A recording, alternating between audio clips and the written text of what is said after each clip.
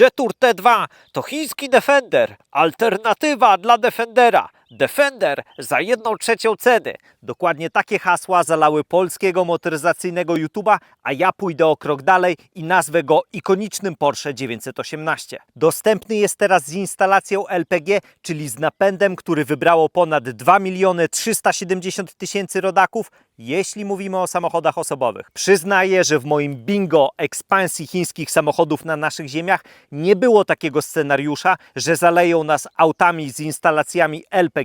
Spodziewałem się elektryków, spodziewałem się hybryd z technologią z Marsa, ale takiego scenariusza nie. Zapraszam serdecznie na film.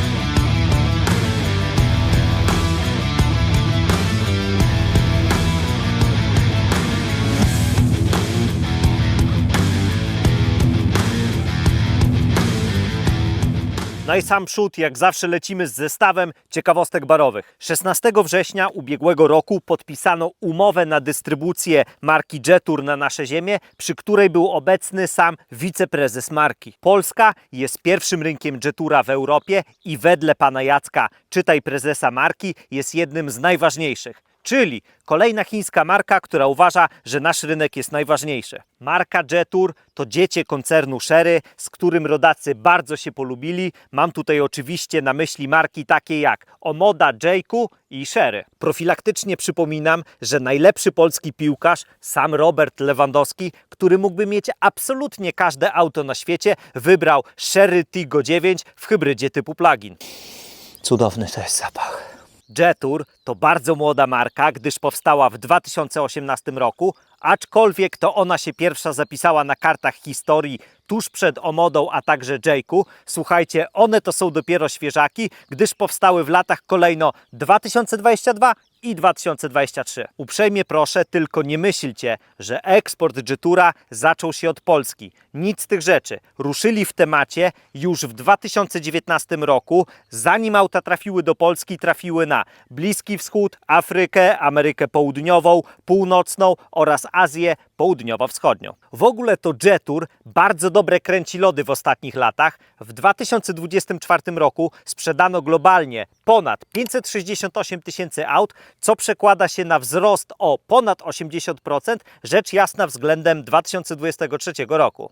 W ubiegłym roku było jeszcze lepiej, ale nie wygląda to tak spektakularnie procentowo rok do roku. Opędzlowali ponad 622 000 aut, a to się przekłada na wzrost o 9,5%. Od momentu powstania do października roku ubiegłego pękło im jubileuszowe 2 miliony aut, a to są solidne liczby jak na debiutanta rynkowego. Obecnie prowadzą działalność na ponad 100 rynkach, a ich sieć sprzedaży oraz serwisów liczy ponad 2000 punktów, a w Polsce obecnie mamy 22 salony, a do końca tego miesiąca, czyli czerwca 2026 roku, ma być ich 24 i z tego co mi wiadomo, to nie koniec ekspansji. Uważam, że importer AADC ma konkretne powody do zadowolenia, a to dlatego, że Jetour jest trochę takim czarnym koniem w rankingu rejestracji chińskich samochodów osobowych w Polsce. Otóż od stycznia do maja włącznie, rzecz jasna bieżącego roku, zarejestrowaliśmy 967 Jetourów,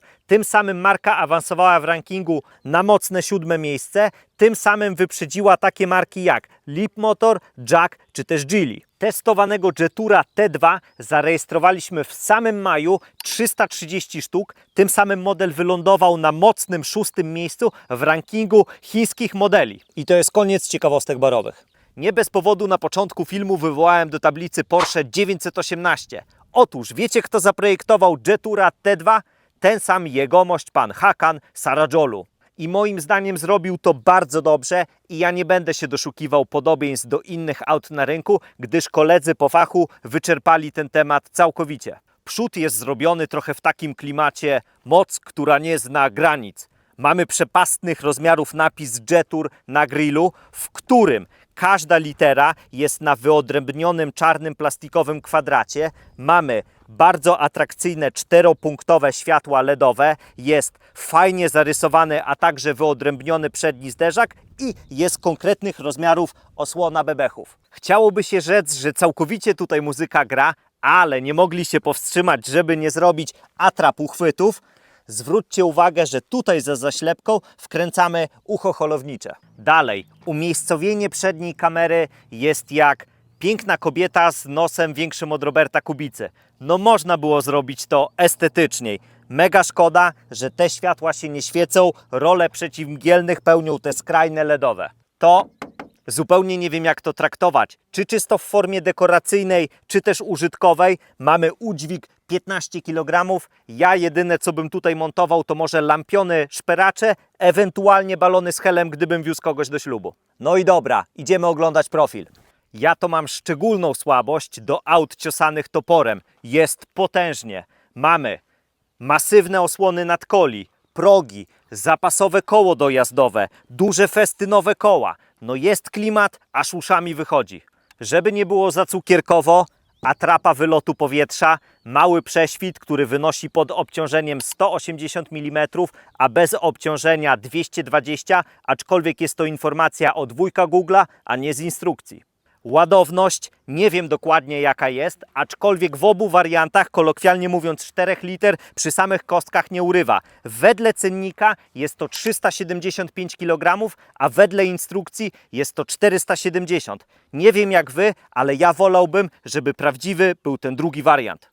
Pismaki marki prawią, jaki to on nie jest dzielny w terenie, a nie podają takiej informacji chociażby jak kontrampowy. Może jestem kąśliwą, czepliwą świnią jadowitą, ale ja to bym chciał wiedzieć o aucie wszystko od A do Z, a zwłaszcza jego parametry terenowe. To tak, na relingi dynamicznie, czyli podczas jazdy maksymalnie bierzemy do 100 kg, a na postoju do 300. Auto mierzy na długość prawie 4,9 metra z kołem zapasowym, na szerokość ponad 2 metry bez lusterek, na wysokość prawie 1,9 metra, a wielebny rozstaw osi to równo 2,8 metra.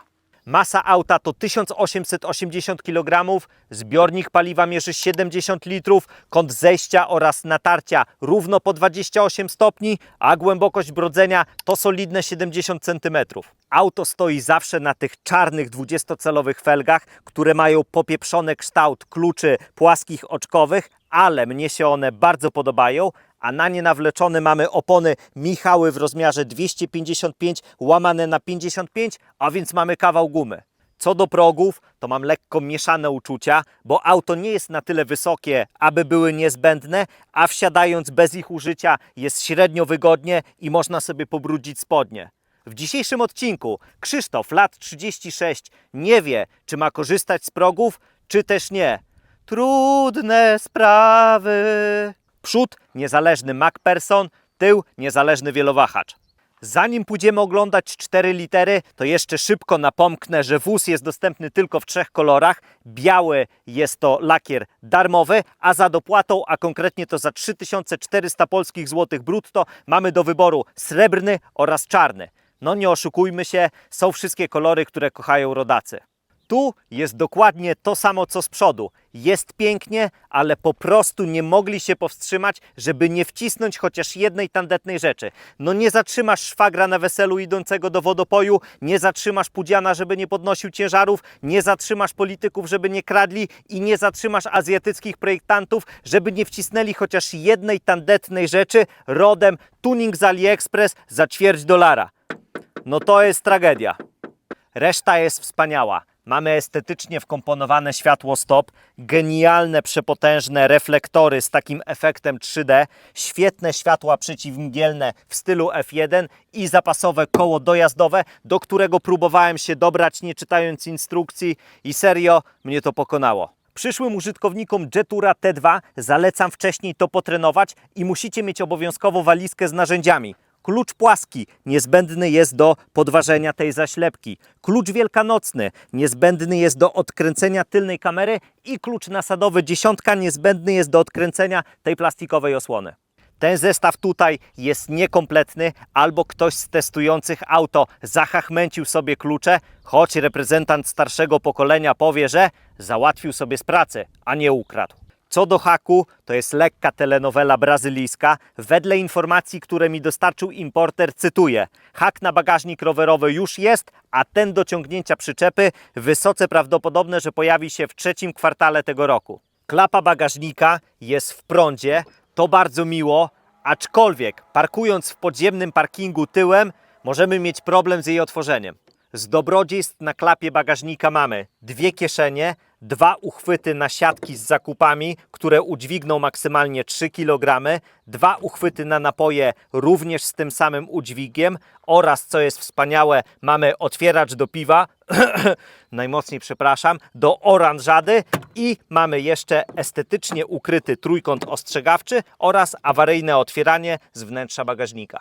Pojemności bagażnika nie znalazłem w cenniku ani też w instrukcji, aczkolwiek wujek Google podaje, że jest to 580 litrów łamane na 1494, na 100% to jest liczone do linii dachu. Jeden rabin powie, że szału nie ma, a inny rabin powie, że jeśli ktoś jest mistrzem logistyki w układaniu bagaży, to bez problemu zapakuje tutaj całą rodzinę z palcem wiadomo gdzie. Z dobrodziejstw mamy konkretną lampkę, roletę. Jeśli dobrze policzyłem, to jest tutaj 9 uchwytów, jest gniazdo 12 i niewielkie siatki na jakieś małe szpargały. A pod podłogą znajduje się jeden z elementów instalacji hybrydowej, mowa o zbiorniku na LPG. Oparcie tylnej wersalki składa się w proporcji 1/3 i 2/3 i co istotne tworzy idealnie płaską powierzchnię, aczkolwiek na kempingu się nie kimniecie, ja o wzroście 175 się tutaj nie mieszczę, a szkoda. A pod maską mamy prawdziwą bestię, nie 1,5 litrowy, a 2-litrowy motor benzynowy.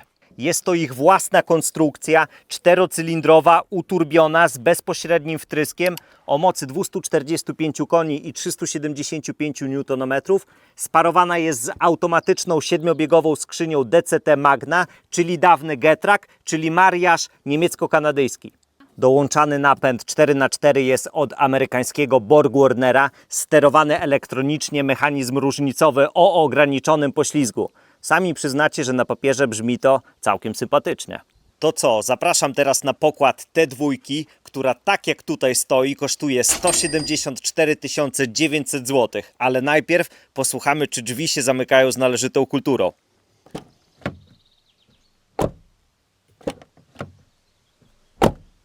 Oj, jest salonik VIP, co? Może nie jest to szpital południowy, ale jest naprawdę dobrze.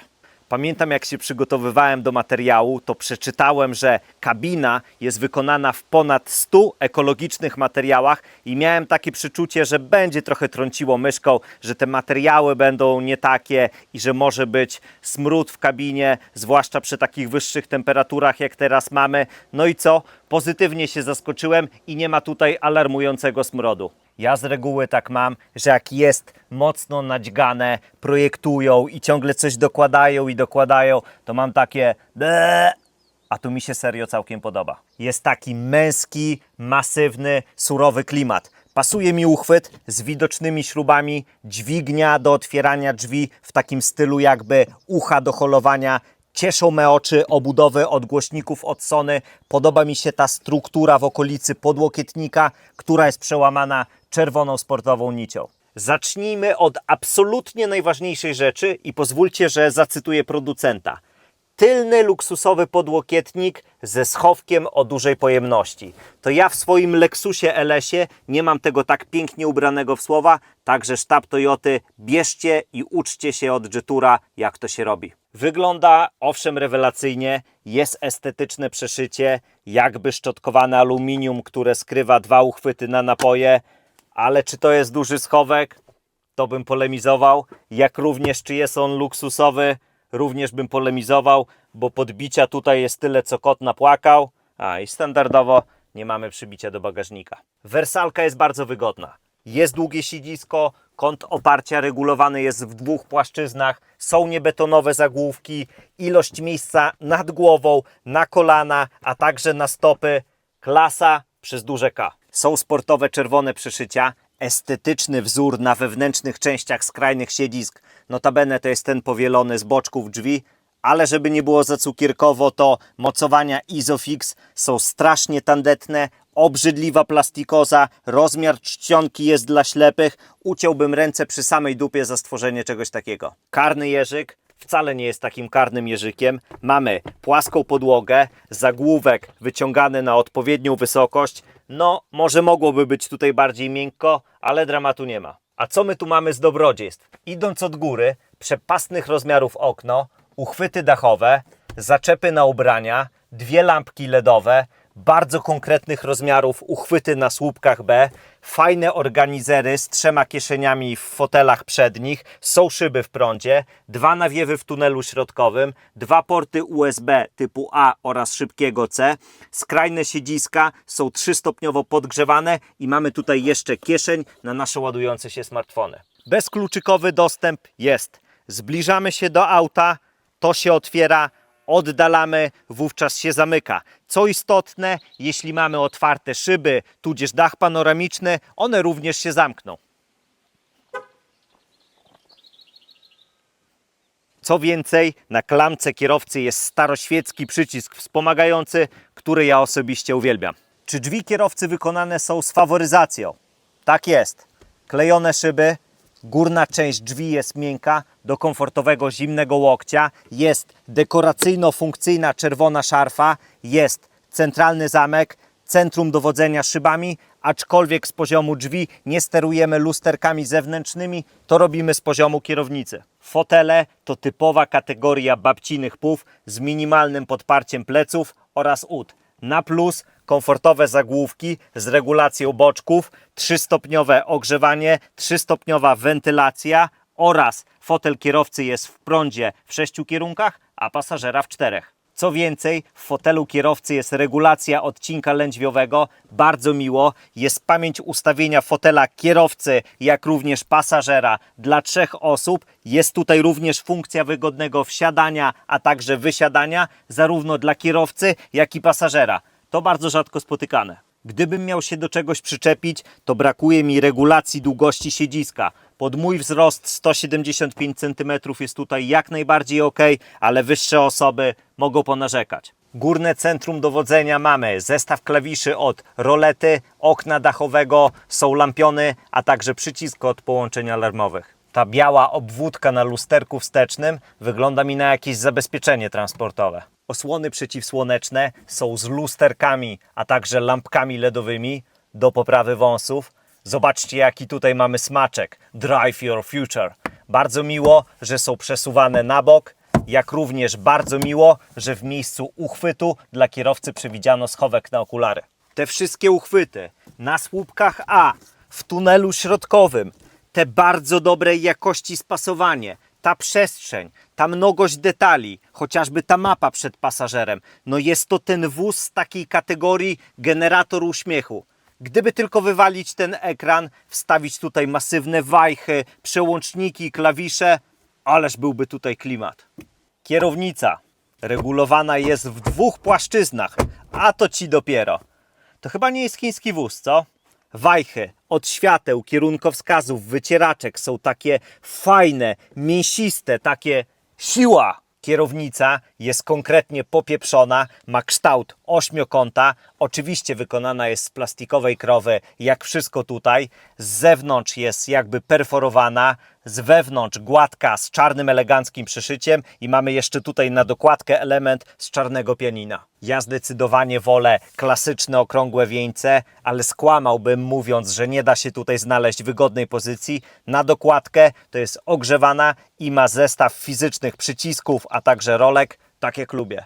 Lewy kciuk odpowiada za obsługę tempomatu adaptacyjnego, a także obsługę cyfrowych zegarów. Z kolei prawy kciuk odpowiada za przypisaną funkcję ulubione, za audio oraz za telefon. Powiedzmy, że to taka klasyka. Przy lewym kolanie kierowcy mamy elektryczny rękaw, przełącznik RGB oraz przycisk do otwierania tudzież zamykania elektrycznej klapy bagażnika. Cyfrowy zestaw wskaźników mierzy 10,25 cala, rewelacja, że jest wbudowany w deskę rozdzielczą, a nie tandetnie przyklejony. Nie mamy tutaj żadnej zawiłej personalizacji, z wyjątkiem trybów jasny oraz ciemny.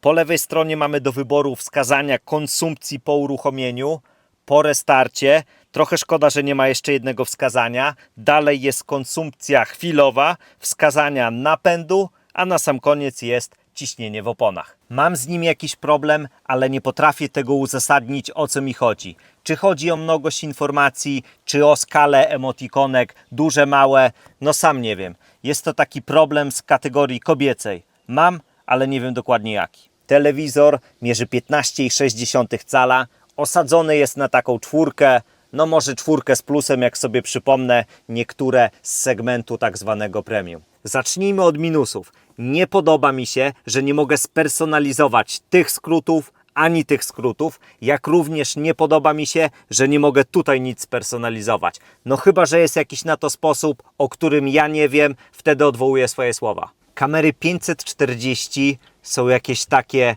prześwietlone. Moim zdaniem brakuje im nasycenia kolorów. I wielka szkoda, że nie zostawiono tutaj tego paska ze skrótami w Apple CarPlay i Android Auto, żeby mieć pod ręką chociaż wygodną obsługę klimatyzacji. A z plusów: obsługa jest intuicyjna, płynność działania bardzo dobra, choć nie idealna i są fajne smaczki terenowe. Przelecę teraz po kilku zakładkach, żebyście zobaczyli, z czym to się je.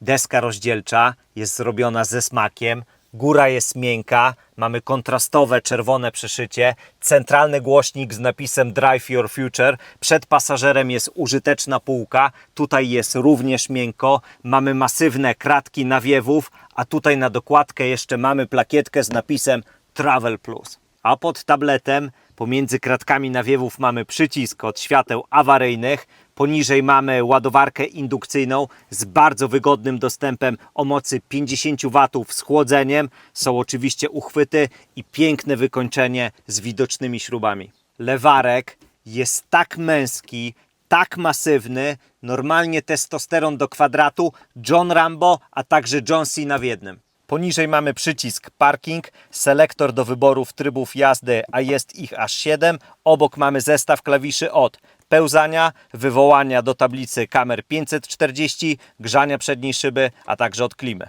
Dalej mamy dwa uchwyty na napoje z taką niefortunną, twardą zasłonką. A dlaczego niefortunną? Ano dlatego, że jak wsadzimy tutaj napoje, to przesuwając ją w tę stronę, ona ogranicza nam dostęp do schowka w podłokietniku. Schowek jest spory, jest wentylowany, ale nie skrywa żadnych portów USB.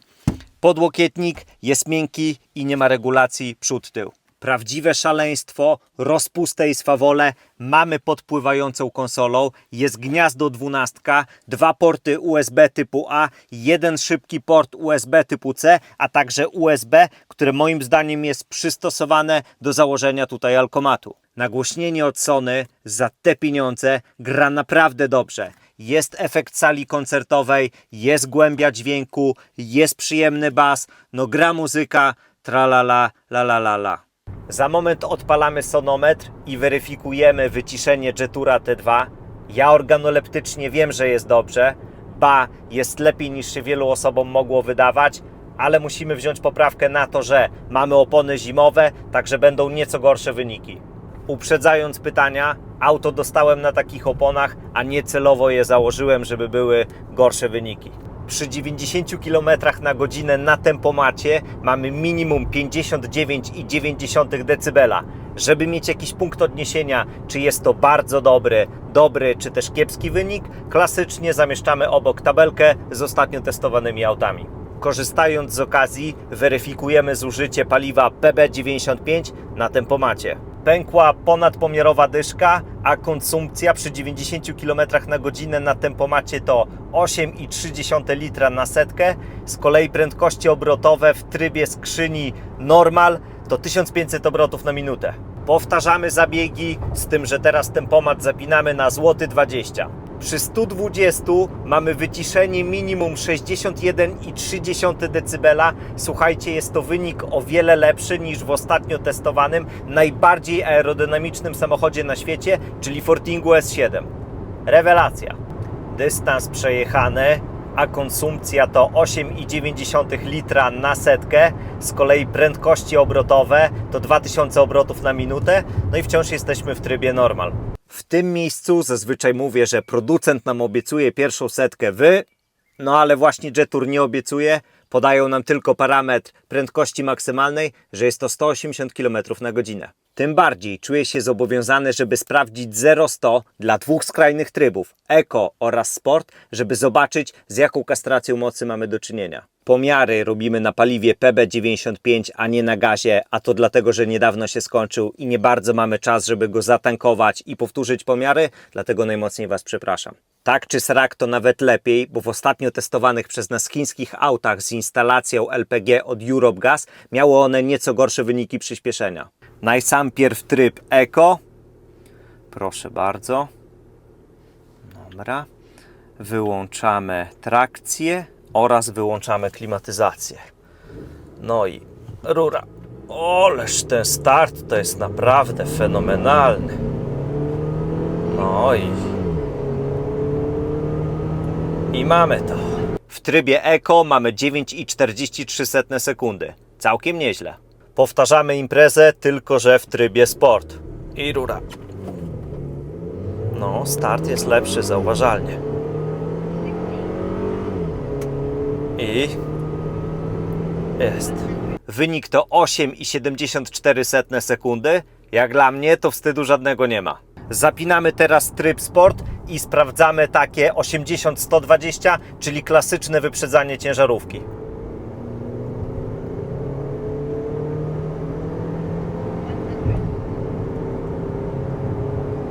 Wynik to 5,74 sekundy. Kurczę upieczone, jak na tak mało aerodynamiczną sylwetkę, to uważam, że wynik naprawdę przyzwoity.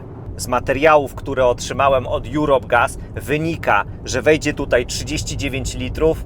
No kolokwialnie mówiąc, dupy to nie urywa, ale dotychczas pokonałem 200 km na drodze ekspresowej dwujezdniowej, gdzie poruszałem się z prędkościami rzędu 120-130 km na godzinę. Pokonaliśmy 70 km w aglomeracji miejskiej, a pozostałe kilometry kręcimy na krajówce poza obszarem zabudowanym, gdzie prędkości nie przekraczają 100 km na godzinę. Przełącznik paliw RGB ze wskazaniem poziomu umiejscowiony jest tak, że trzeba naprawdę konkretnie się wychylić, żeby go zobaczyć, mniej więcej tak. Ale umiejscowiony jest moim zdaniem najestetyczniej jak tylko się da, w każdym innym miejscu zaburzałby zen. Gdyby niebieski kolor na przełączniku nie przypadł Wam do gustu, to można zmienić go na inny, ale chyba nie można tego zrobić z poziomu użytkownika. Słuchajcie, wygląda na to, że pokonamy na gazie okolice 400 km. Ale czy pękną 400? To tego jeszcze nie wiem. 392 km i jest koniec gazu. Całe szczęście mamy tylko kilometr na stację. Jedziemy sprawdzać. No i dobra, jedziemy.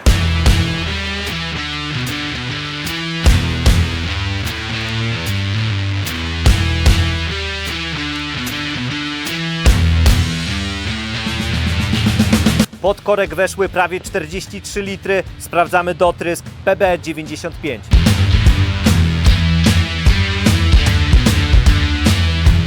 Wielka chwila prawdy.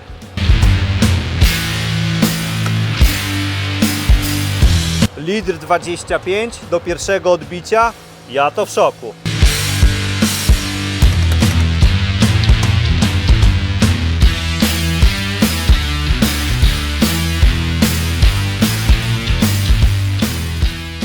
Ja dobrze wiem, że wiele osób widziałoby tutaj pod maską motor o większej pojemności. Ja również należę do tego grona, że absolutnie nie obraziłbym się, gdyby w ofercie było coś jeszcze ekstra. Ale obiektywnie trzeba przyznać, że te 2 litry zwane kupęk całkiem przyjemnie brzmią.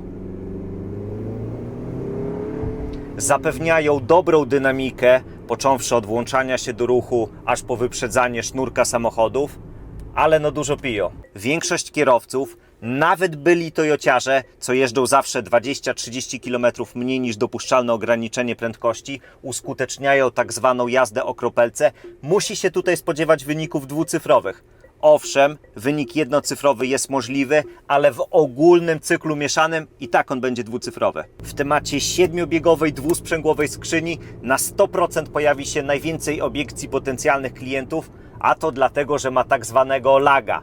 No jest ta dobra sekunda opóźnienia pomiędzy wciśnięciem pedału gazu, a reakcją auta i jest to najbardziej odczuwalne przy ruszaniu. Ale jest to celowy zabieg. Ochrona przed przegrzaniem podczas cięższej pracy, na przykład podczas jazdy terenowej, tudzież ciągnięciu przyczepy, jak już będzie mógł u nas ciągnąć, ona jest w kąpieli olejowej, jest lepiej chłodzona, no trzeba się do tego przyzwyczaić, ja tam minusów nie widzę. Zawieszenie w połączeniu z oponami w rozmiarze 255 łamane na 55 to komfort, łamane na komfort i jeszcze raz łamane na komfort.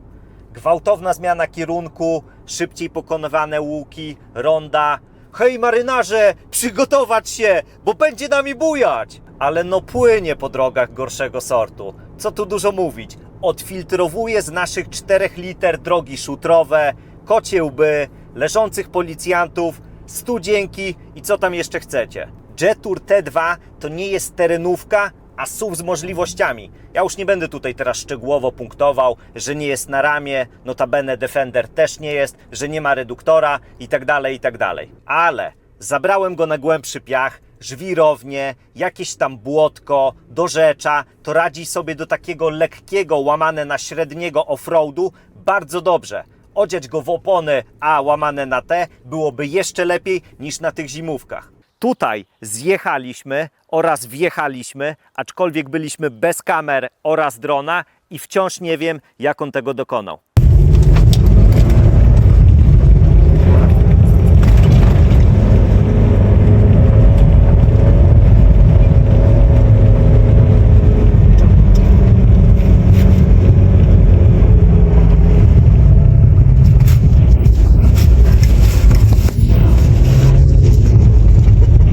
Wiem, że na 100% tego na nagraniu nie widać, ale wierzcie mi na słowo, jest to kawał górki i jest tutaj grząski piach. Asystenci, z którymi się nie polubiłem lub średnio polubiłem to asystent utrzymania pasa ruchu, awaryjnego hamowania w przypadku ryzyka kolizji, a także tempomatu adaptacyjnego. Tempomat do 100 km na godzinę na dwupasmówce, powiedzmy, że działa ok. 120 i wzwyż, ja nie potrafię się z nim zrelaksować i cieszyć się ze wspomagania jazdy. O co mi chodzi? Trzyma się kurczowo wewnętrznych linii, robi nerwowe ruchy kierownicą w celu korekty utrzymania w pasie ruchu i hamuje na łukach. No jest tutaj spore pole do poprawy. Czy warto iść w instalację od Europe Gas? Jedziemy po kolei. Instalacja to koszt rzędu 8000 zł brutto. Jeśli decydujemy się na nią, gdy wóz jest nowy, to gwarancja wynosi 5 lat łamane na 100 000 km w zależności co pierwsze upłynie, a jeśli zdecydujemy się na nią później, bodajże do przebiegu 15 000 km, to wtedy gwarancja wynosi tylko 2 lata, także sensownie ją brać wiadomo kiedy. Jej przeglądy są zrównane z okresowymi przeglądami zalecanymi przez producenta. Wyjeździłem 2 zbiorniki i w obu przypadkach pokonałem dystans niespełna 400 km. Raz było to 392 km, a raz 380 parę, także jak w zegarku. Koszt pokonania 100 km na czas nagrywania tego filmu na drogich białostockich stacjach benzynowych jest to około 37 zł. Mówimy tutaj oczywiście o LPG i dotrysku paliwa PB95. Zakładając bardzo optymistyczny scenariusz, że czysta benzyna pali średnio około 10 litrów, to koszt instalacji zwraca się nam po około 35 000 km, licząc tak dość prymitywnie, czyli koszt instalacji i pokonane kilometry. Czy warto? To każdy musi sam sobie odpowiedzieć na to pytanie. Aczkolwiek w jej aktualnym wydaniu jej praca wymaga lekkiego wygładzenia, a to dlatego, że podczas naszego testu zdarzało jej się lekko szarpać, aczkolwiek jest to taka kategoria raczej nic uciążliwego. Podsumowując, wiem, że to dziwnie zabrzmi, ale Jetour T2 to idealna w cudzysłowie terenówka dla tych, którzy tak naprawdę nie chcą terenówki, ale kręci ich ten wygląd. Jest bardzo komfortowy, oryginalny, świetnie wyciszony, dobrze wyposażony, z instalacją LPG jeździ za grosze, no nie jeden klient po jeździe próbnej wpadnie tutaj jak przysłowiowa śliwka w kompot. Śliczne dzięki importerowi AADC za użyczenie auta do testu. To była naprawdę emocjonująca terenowa przygoda. A Wam, drodzy widzowie, jeśli podobał się ten film, to koniecznie go podbijcie i zostawcie subskrypcję, żeby nie przegapić kolejnych produkcji. Sayonara!